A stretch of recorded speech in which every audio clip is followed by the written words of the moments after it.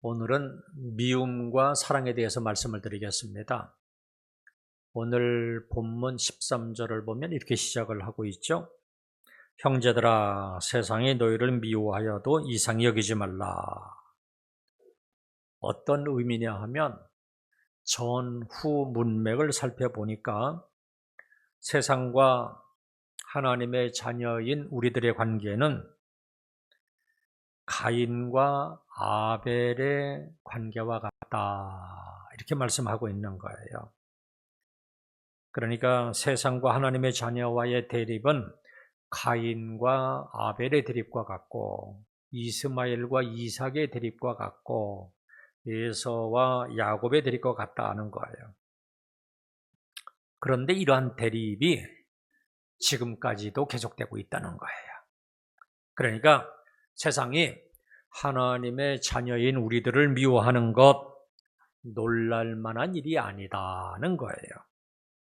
혹 이번 설명절에 예수님을 믿는다는 이유로 미움을 받을지라도 이상하게 생각하지 마시기를 바랍니다. 오히려 나는 세상에 속한 자가 아니라 하나님의 자녀라고 인정을 받는 것이니까 조금 더 기죽지 말고 오히려 담대하시기를 주님의 이름으로 축원합니다.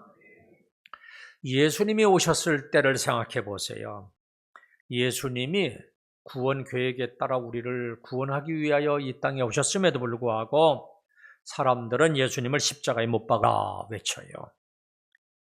구원자로 오신 예수님도 이처럼 미워하고 죽이기까지 하였다면 그 뒤를 따르는 우리들을 미워하는 것 너무나도 당연한 일입니다. 그래서 본문에서는 세상이 너희를 미워하는 것을 이상히 여기지 말라, 이렇게 말씀하는 거예요. 그 주님이 우리에게 이렇게 말씀하십니다. 너희가 세상에서 환난을 당하나 담대하라. 내가 세상을 이기었노라. 이 말씀은 너희가 세상에서 미움을 당해도 기죽지 말고 믿음으로 살아야 된다, 이 말씀이에요. 그렇다면 우리들의 믿음의 핵심이 무엇인가? 물론 우리들이 의로운 자들이 되고 성자가 되어야 하겠지만 이것이 믿음의 핵심이 아니고 하나님의 사랑을 끝까지 믿는 거예요. 하나님이 나를 사랑하신다는 것을 끝까지 믿고 나는 하나님의 사랑을 받는 존재라 하는 것을 끝까지 믿는 거예요. 이것이 바로 믿음의 핵심이에요. 나는 자격이 있다 없다, 이건 논하지 마세요. 하나님의 나를 사랑하심으로 나는 사랑받는 존재가 된 거예요. 이 사실을 온전히 믿으시기를 주님의 이름으로 축원합니다. 이처럼 내가 하나님의 사랑을 받는 존재라면 우리도 형제를 사랑하는 자가 되어야 돼요. 우리 인생에 지대한 영향을 끼치는 두 축이 있어요. 바로 믿음과 사랑입니다. 요셉과 그 형제들을 보세요. 아버지가 요셉을 편애하니까 형제들이 요셉을 시기해서 미워합니다. 미우니까 죽이려고 하다가 노예로 팔아버립니다. 그러나 요셉은 형들을 미워하지 아니하고 오히려 저들의 자녀들까지도 책임지겠다, 이렇게 말하잖아요. 다윗과 사울의 경우도 보세요. 다윗은 충신이었고요. 그래서 사울이 다윗을 자기의 사위로 삼았어요. 그런데 백성들이 다윗을 사랑하니까 정치적인 라이벌로 생각을 하고 미워합니다. 군대까지 동원하여 죽이려고 해요. 그러나 다윗은 사울을 죽일 기회가 있었지만 죽이지 않았어요. 이처럼 미움과 사랑은 우리 인생에 영향을 끼치는 큰 두 축입니다.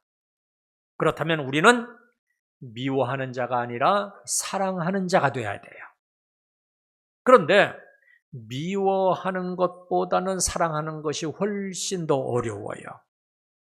그래서 사랑을 하려면 용기가 필요해요. 그래서 오늘 본문을 통해서 설교 말씀을 듣는 중에 사랑에 대한 새로운 이해를 하고 다시 사랑할 수 있는 용기가 생길 수 있기를 주님의 이름으로 축원합니다.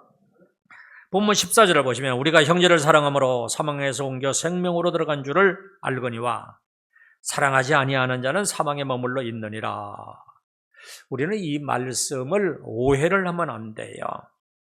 여기 보니까 우리는 형제를 사랑함으로 사망에서 옮겨 생명으로 들어간 줄을 아나니, 그러니까 이 말을 오해를 해가지고요, 형제를 사랑하는 것이 생명으로 들어가는 전제 조건이 되는구나, 이렇게 생각하기가 쉬워요.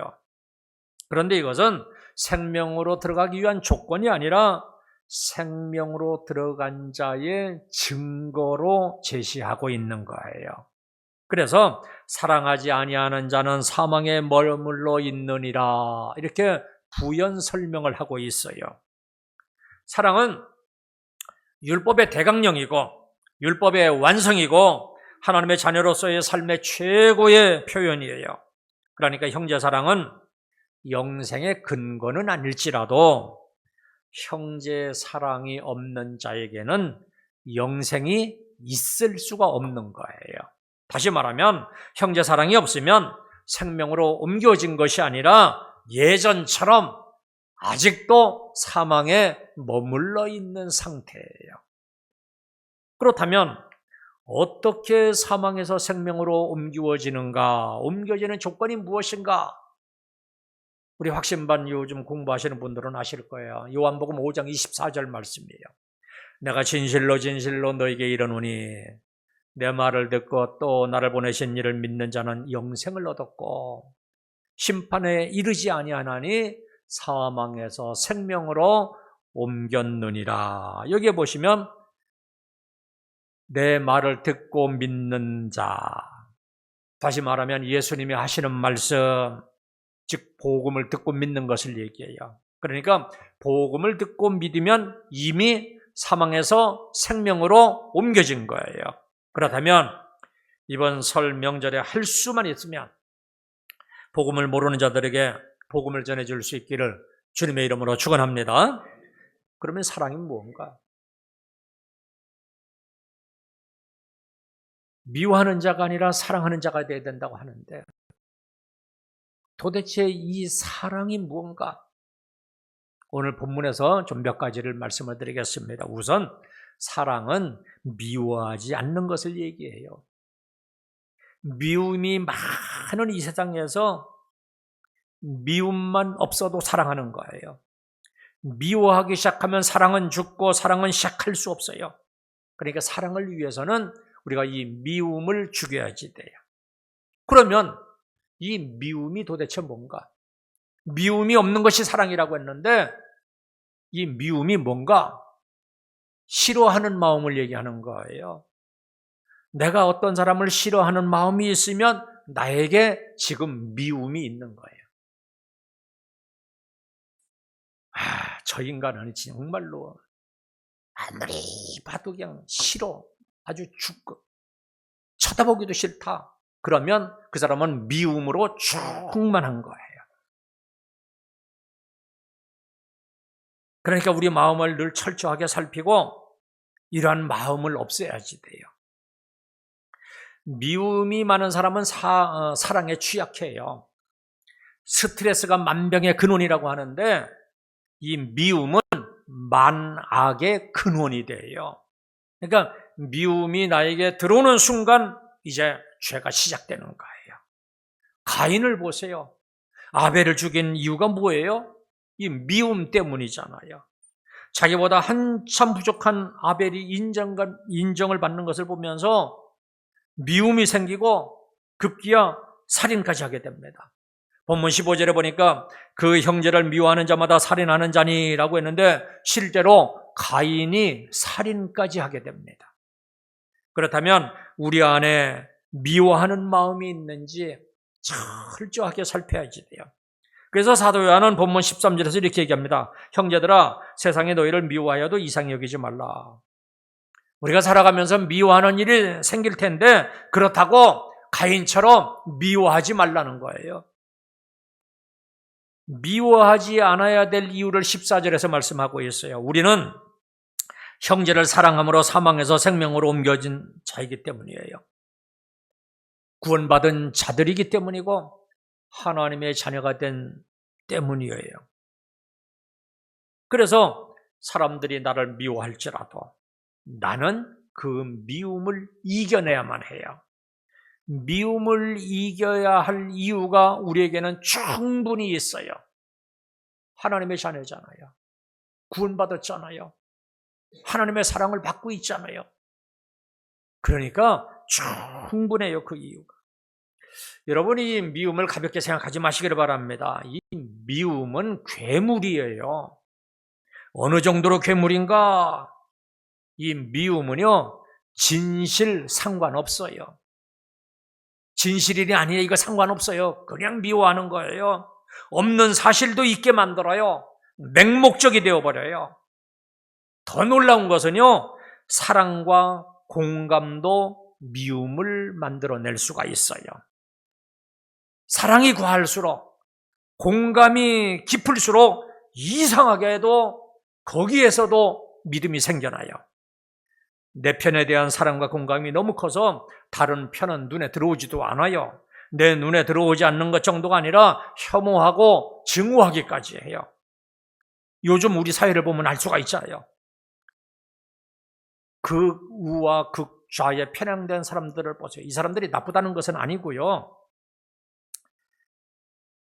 이 사람들을 보면은요, 자기 조직에 대한 공감, 사랑, 또 자기 이념, 자기 신념에 대한 사랑과 공감이 너무나도 크기 때문에 그러다 보니까 상대방에 대해서 막 혐오하고 증오하기까지 하는 것을 봅니다. 사회를 혼란스럽게 할 정도로 죽기 살기로 미워하고 싸워요.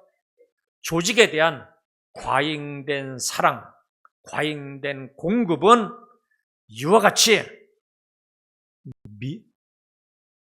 사랑하기 때문에 그런 건데 결국은 미움까지도 생겨나요. 아주 치명적인 병이에요. 물론 내 자식을 사랑하고 내 가족을 사랑하고 내 편인 거 인정해주고 사랑하는 거, 이거 좋은 거예요. 이거 나쁜 것이 아니에요. 그런데 그 좋은 사랑이 아차하는 순간에 이렇게 다른 사람에 대한 미움으로 변질될 수가 있어요. 미움이 이렇게 괴물이라고요. 사랑은 미워하지 않는 거예요.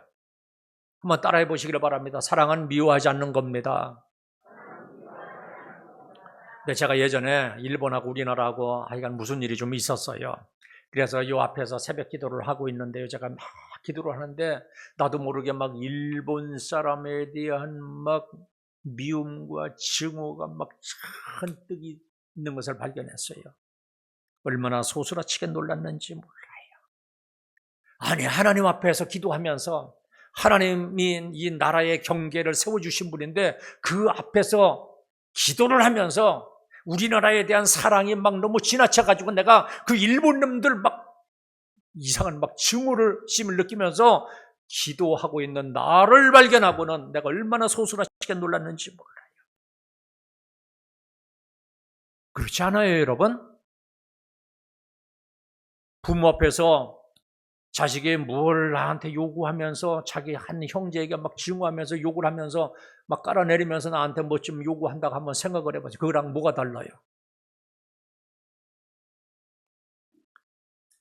미워한다면 사랑하는 것이 아니에요. 사랑이 어느새 미움으로 변한 거예요. 내 자식을 사랑하는 마음이 다른 아이를 미워하는 마음으로 변한 거예요.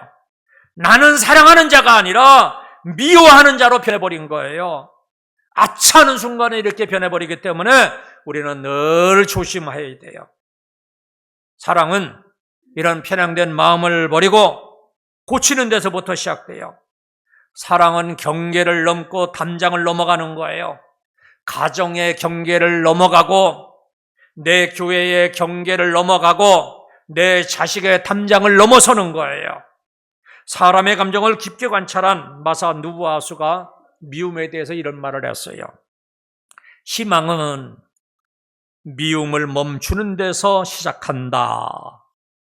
그러니까 미움을 버리지 못하면 희망이 없다는 말이잖아요.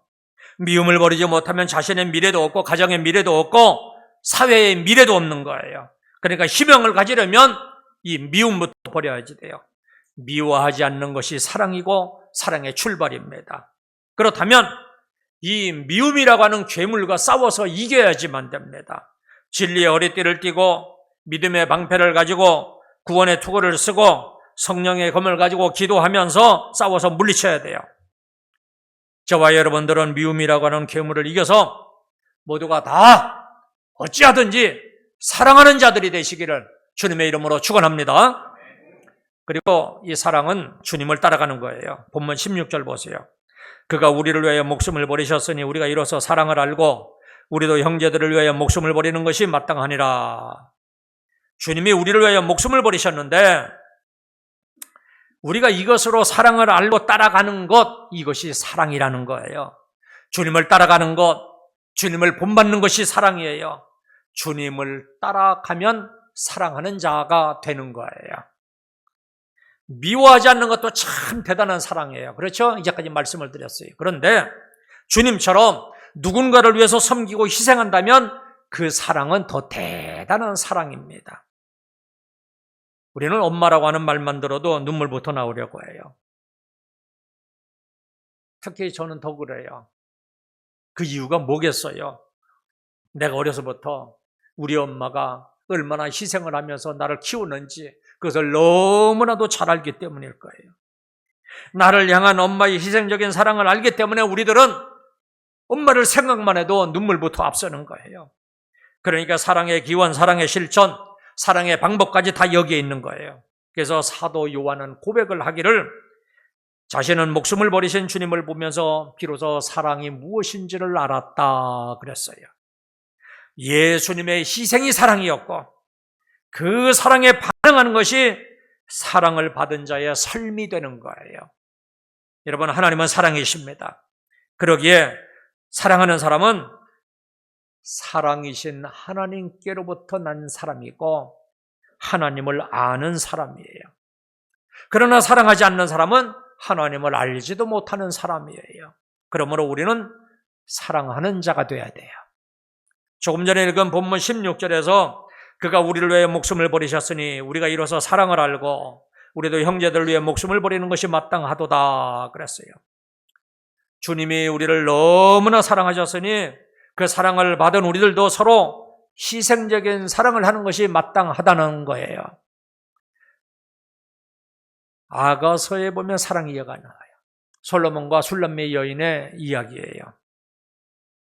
검은 피부를 가진 술람미 여인, 햇빛에 그을려서 거무튀틱하고 객관적으로 보기에는 그리 아름답지 않아요.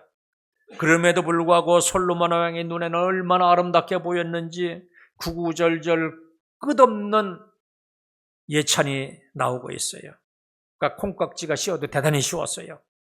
그래서 우리가 성경을 읽기가 민망할 정도로 닭살스러운 사랑 표현이 너무나도 많아요. 그런데 사실은 이 아가서의 솔로몬은 예수님을 묘사한 것이고 술람미 여인은 우리 성도들을 묘사한 거예요.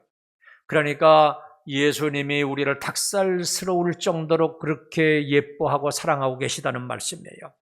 남이 보기에는 전혀 그렇지 않은데도 제 눈의 안경이라고 예수님은 왠지 우리를 그렇게 예뻐하고 사랑하시는 거예요. 그러니까 제가 한 가지 좀 생각나는 게 있는데요. 우리 딸이 처음에 딱 나놓고 보니까 남자같이 우락부락하게 생겼더라고요. 우리 아들과 딸의 그 비슷한 시기의 신생아 사진을 보면 딸이 더 아들답게 생겼어요. 그래서 이게 누구냐 물으면 반대로 고르면 맞아요. 그런데 우리 어머니가 우리 딸을 그렇게 예쁘다고 하는 거예요. 그냥 하는 말이 아니라 사람들을 만나면 우리 손녀딸이 이렇게 예뻤다고 하면서 막 자랑을 하는 거예요. 아빠인 내가 봐도 그건 정말로 아니었어요. 그래서 하루는 제가 엄마 자랑할 정도는 아니지 않냐고 내가 그랬어요. 그랬더니 뭐라고 하냐면 정색을 하면서 아니라고, 정말로 이렇게 예쁜 아이를 본 적이 없다고, 얼마나 예쁘냐고 진심으로 얘기를 하더라고요. 그런데 여러분, 정말로 놀라운 기적이 일어났습니다. 이 아이가 조금씩 성장을 하면서 얼굴이 여성스럽게 변하는데 1년 지나니까 더 이뻐지고 또 한 해 지나니까 더 이뻐지기 시작하는데요. 유치원 다닐 때쯤에서는 제가 봐도 정말로 이쁘더라고요. 그때쯤에는 내가 보기에는 우리 딸이 세상에서 제일 예뻤어요. 정말이에요, 여러분. 증거되려면 사진 보여줄 수 있어요. 그래서 제가 깨달았어요. 아, 사랑을 하면은 정말로 이렇게 예뻐지는구나. 여러분, 이거 사실이니까 아멘 한 사람들은 집에 가서 한번 해보시고 교회에서도 그대로 해보시기를 바랍니다. 사랑하는 성도 여러분, 함께 모여서 예배드린 우리는 아주 특별한 관계예요. 그리스도의 피로 씻음받은 하나님의 가족이 되었고, 그리스도 피로 한 몸을 이루는 형제자매들이에요. 그러니까 부족한 면이 있어도 은혜의 안경을 이렇게 쓰고 보면 다 예뻐 보일 거예요. 무조건 예쁘게 보시면 정말로 점점 더 예뻐지게 되어 있어요. 사도행전 17장 26절입니다. 인류의 모든 족속을 한 혈통으로 만드사 온 땅에 살게 하시고 그들의 연대를 정하시며 거주의 경계를 한정하셨으니, 무슨 말씀이냐면 하나님께서 우리 인간들에게 시간과 공간을 정해주셨다는 말씀이에요. 옷감을 보면 시줄과 날줄로 얽혀서 이렇게 짜는 거잖아요. 그렇듯이 우리들도 시간이라고 하는 날줄과 공간이라고 하는 시줄로 얽혀서 우리가 지금 여기에 함께 모여 있는 거예요. 지금 우리가 한교에서 신앙생활을 한다는 것은 하나님에 의해서 관계가 얽혀져 있는 거예요. 영원한 시간 중에서 2025년이라는 같은 시간에 이 넓은 지구 공간에서 이곳 고림제일교회라고 하는 공간에서 우리가 함께 만났어요. 우리가 결정한 것이 아니라 하나님이 그렇게 한정해 주신 거예요. 같은 시간, 같은 공간에서 같은 신앙, 같은 목사님 아래서 우리가 함께 신앙생활을 한다는 것, 이것은 우리가 아주 특별한 관계라는 것을 말해요. 우리는 하나님이 맺어주신 관계이고 서로 사랑해야만 할 운명을 타고난 거예요. 사랑을 해야 되는데 먼저 여기에 있는 우리들끼리 먼저 사랑을 해야 돼요. 가장 먼저 사랑할 대상은 가장 가까이에 있는 사람부터예요. 우리가 운전을 하고 가다가 가끔 가다가 좀 실수하는 것이 있는데요. 적당한 거리 앞을 보고 가다 보니까 바로 앞에 있는 움푹 패인 곳을 미처 보지 못하고 그냥 가다가 차가 갑자기 덜컹 하는 것을 여러분 다 경험하셨을 거예요. 그러니까 가까운 곳에서부터 멀리까지 보면서 가야 돼요. 우리가 사랑해야 될 대상도 역시 마찬가지입니다. 가까운 데서부터 먼 데까지 사랑할 대상을 찾는 거예요. 예를 좀 들어보겠습니다. 우리 당회원들이 성도들을 사랑하기 전에 먼저 당회원들끼리 사랑해야지 돼요. 여전도회에서 이웃을 위해서 어떤 봉사를 하기 전에 여전도 회원들끼리 먼저 사랑해야 돼요. 구역에서 이웃을 위해서 어떤 일을 하기 전에 먼저 구역 식구들끼리 사랑하는 거예요. 교사들도 마찬가지예요. 어린아이들을 사랑하기 전에 먼저 교사들끼리 사랑할 수 있어야지 돼요. 서로 감정을 가지고 있으면서 이해하지 못하면서 갈등을 가지고 있으면서 어떻게 다른 사람을 사랑할 수가 있겠습니까? 그래서 사랑은 가까운 데서부터 먼 데까지 사랑하는 거예요. 그리고 가까운 사람만 지나치게 사랑하고 다른 사람을 사랑하지 않으면 어떤 일이 벌어져요? 아까도 말씀을 드렸어요. 내 편만 지나치게 사랑하면 다른 사람에 대한 관심이 적어질 것이고 심지어는 미워하는 마음까지도 생길 거예요. 내 편을, 내 자식을 더욱더 사랑하고 지극히 사랑하면 사랑할수록 다른 사람에 대해서는 소홀해지고 비정상적으로 너무나도 막 미친 듯이 사랑하면 다른 사람에 대해서는 미워하는 마음까지도 생겨날 수가 있을 거예요. 그래서 사랑은 반드시 가장 가까운 데서부터 그리고 먼 데까지 사랑할 수 있어야지 됩니다. 우리 주변을 돌아보면서 내가 사랑해야 될 대상을 찾을 수 있어야지 돼요. 저 사람이 아무래도 힘든 것 같다는 생각이 들면 반복해서 관심을 가지고 그 사람을 살펴야 돼요. 그 사람을 내 주변에 두신 것은 하나님이 나에게 사랑해 주라고 주변에 두신 거예요. 이것이 우리가 이 세상을 살아가면서 늘 생각하며 실천해야 될 일입니다. 이런 사랑을 실천하는 사람이 하나님을 아는 사람이고, 이것을 외면하고 자기만 중심에서 살아간다면 이 사람은 아직도 하나님을 모르고 있는 거예요. 하나님은 우리에게 서로 사랑하라고 명하십니다. 명령이기 때문에 싫어도 사랑해야 되고 힘들어도 사랑해야 돼요. 잠깐 정신을 놓으면 미워하는 마음이 어느새 내 마음에 들어와 있기 때문에 늘 깨어 있어야지 돼요. 그러므로 사랑은 아무나 할 수 있는 것이 아니에요. 누가 할 수가 있어요? 주님을 따르는 자들만이 할 수가 있어요. 그러기에 비장한 사랑일 수밖에 없어요. 희생이 있고 섬김이 있어야 돼요. 이 비장한 사랑이 사람을 위하는 사랑이 되고 사람을 살리는 사랑이 되는 겁니다. 이러한 사랑은 바울이 빌립보서 2장 5절에서 말씀을 했죠. 그리스도의 마음을 품는 데서부터 시작이 되고 완성이 되는 거예요. 너희 안에 이 마음을 품으라. 곧 그리스도 예수의 마음이니. 이 한마디 속에 우리 그리스도인이 누구인지, 교회다움이 무엇인지 고스란히 거기에 다 들어가 있습니다. 그리스도 예수의 마음을 가지고 사는 것, 그 마음을 따라가는 것이 우리 성도들이고 교회예요. 그리스도의 마음을 따라가지 않으면 우리는 아무것도 아니에요. 그리스도의 마음을 따르려고 하는 마음을 가지고 있을 때 사랑도 나오고 믿음도 나오고 관용도 나오는 거예요. 그러니까 그 어떤 것보다도 소중한 것이 그리스도의 마음입니다. 부드러우면서도 강한 것이 그리스도의 마음이에요. 그리스도의 마음을 가지면 이 마음이 우리를 위로할 것이고 그 어떤 어려움 속에서도 이겨나갈 수 있는 힘을 줄 것이에요. 그렇다면 늘 그리스도의 마음을 달라고 기도해서 주님을 따르는 삶을 살아갈 수 있기를 주님의 이름으로 축원합니다. 그리고 마지막으로 사랑은 연동되는 거예요. 기계들끼리 서로 이렇게 맞물려 가지고 연결되어서 움직이는 것을 우리는 연동이라 그래요.